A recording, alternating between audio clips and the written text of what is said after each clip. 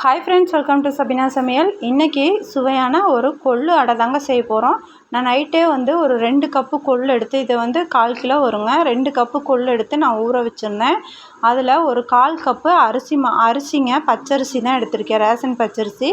அப்புறம் உளுந்து ஒரு 2-3 டீஸ்பூன், 2லேருந்து ஒரு 3 டீஸ்பூன் நான் ஊற வச்சுருக்கேங்க. 4 வரமிளகா, கொஞ்சமாக இஞ்சி, தேங்காய் துருவல் 1 கப் எடுத்திருக்கேன். இது ஆப்ஷனல் தான், உங்களுக்கு பிடிச்சதுன்னா சேர்த்திக்கோங்க, இல்லைன்னா வேண்டாம். இப்போது கொள்ளு நல்லா ஊறி இருக்கு இல்லைங்களா, அந்த கொள்ளு ஒரு மிக்ஸி ஜாருக்கு மாற்றிக்கிறேன். மிக்ஸி ஜாரில் போட்டு நல்லா கொருன்னு அரைச்சி எடுத்துக்கணுங்க. ரொம்ப ஹெல்த்தியானதும் கூட. வெயிட் லாஸ் பண்ணணும்னு நினைக்கிறவங்க வாரத்தில் ஒரு டைம் இந்த மாதிரி கொள்ளில் நம்ம என்ன ரெசிபி வேணாலும் செஞ்சு நம்ம சாப்பிட்லாங்க, ரொம்ப நல்லது. இப்போ இதை அப்படியே ஒரு மிக்ஸி ஜாரில் போட்டு இப்போ நல்லா கொருன்னு அரைச்சி எடுத்துக்கிறேங்க. இப்போ 4 வரமிளகாவும் நான் இஞ்சியும் போட்டிருக்கேன். பாருங்கள், இந்த அளவு நான் அரைச்சி எடுத்துட்டேன். ரொம்ப நைஸாக இருக்கக்கூடாது, இப்படி தான் இருக்கணும். ஒரு கைப்பிடி கருவேப்பிலையை குட்டி குட்டியாக கட் பண்ணி போட்டிருக்கேங்க. வெங்காயம் பெரிய வெங்காயம் ஒரு 2 வெங்காயம் போல் கட் பண்ணி வச்சுருக்கேன். அந்த வெங்காயத்தையும் அதோடு சேர்த்திக்கிறேன். இப்போ தேங்காவை நல்லா நல்லா கொப்பரை தேங்காய் மாதிரி இருக்கும் பார்த்திங்களா, முத்தின தேங்காய், அதுதான் நான் எடுத்திருக்கேன். நீங்கள் உங்களுக்கு எப்படி தேவையோ அது மாதிரி போட்டுக்கோங்க. இந்த அடை சாப்பிடும் போது தேங்காய் வாயில் கடிப்படும் போது ரொம்ப டேஸ்டியாக இருக்கும். அதனால தான் நான் தேங்காய் துருவி சேர்த்துருக்கேன். இப்போ இதை நல்லா கலந்துக்கலாம். இப்போ தேவையான அளவு உப்பு போட்டுக்கோங்க. உப்பு போட்டு இப்போ நல்லா கலந்து விட்டுக்கலாம். இதில் நம்ம வெஜிடபிள் வேணாலும் நம்ம வணக்கி நம்ம போட்டுக்கலாங்க. நான் இன்றைக்கி வெஜிடபிள் அதில் போடல.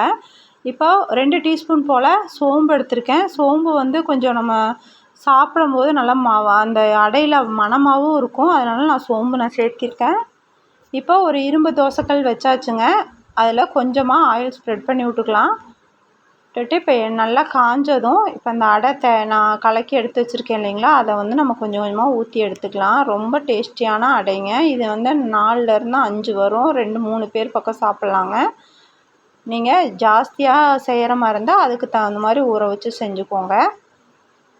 இப்போ இதை நல்லா எல்லா பக்கமும் தட்டி கொடுத்துக்கலாங்க. இதே மாதிரி கரண்டிலே வச்சு நம்ம அப்படியே பண்ணினோம்னா கரெக்டாக வந்துடும். நம்மளுக்கு கொஞ்சம் தின்னாக தான் இருக்கணும். ரொம்ப லேஸாக போட்டோம்னா நம்மளுக்கு அடை வரும்போது சுட்டு எடுக்கும்போது பிஞ்சிரும். ஏன்னா ரொம்ப சாஃப்டாக இருக்குது. அதுக்கு ஒரு சட்னி தாங்க அரைக்க போகிறேன். இது மல்லி, புதினா 2 சேர்த்து ஒரு கைப்பிடி, தேங்காய் ஒரு குட்டி தேங்காய் எடுத்து வச்சுருக்கேங்க, ஒரு துண்டு, நடக்கடலை 1 டீஸ்பூன், பெரிய வெங்காயம் 1 கட் பண்ணது, தக்காளி ஒரு 2 தக்காளி, குட்டி தக்காளியாக இருந்தனால 4 வரமிளகா. இப்போ பாருங்கள், அடை நம்மளுக்கு சூப்பராக ரெடி ஆயிடுச்சு. இந்த சட்னிக்கு இப்போ பாருங்கள், நான் அந்த சட்னி வணக்கி எடுத்து வச்சுருக்கேன். இப்போ மல்லித்தலையும் புதினாவும் இப்போ வணக்கியாச்சு. நடக்கடலையும் வணக்கி வச்சுருக்கேன். அதே மாதிரி தக்காளி, வரமிளகா, தேங்காய், வெங்காயம் இது மட்டும் எல்லாம் போட்டு தனித்தனியாக வணக்கி எடுத்துக்கிறேங்க.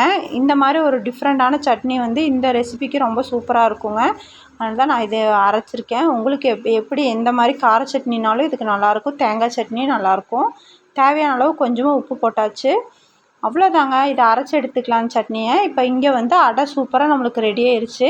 அடைக்கு நம்ம சைடிஷாக இந்த சட்னியும் ரெடி ஆயிடுச்சுங்க. நீங்களும் உங்கள் வீட்டில் இதே மாதிரி ட்ரை பண்ணி குழந்தைங்களுக்கு கொடுங்க. ரொம்ப ஹெல்த்தியானது, பெரியவங்கலேருந்து குழந்தைங்க வரைக்கும் சாப்பிட்லாம். அவ்வளோதாங்க இந்த வீடியோ. உங்களுக்கு பிடிச்சா லைக், ஷேர், சப்ஸ்கிரைப். அடுத்த வீடியோ சந்திக்கலாம்.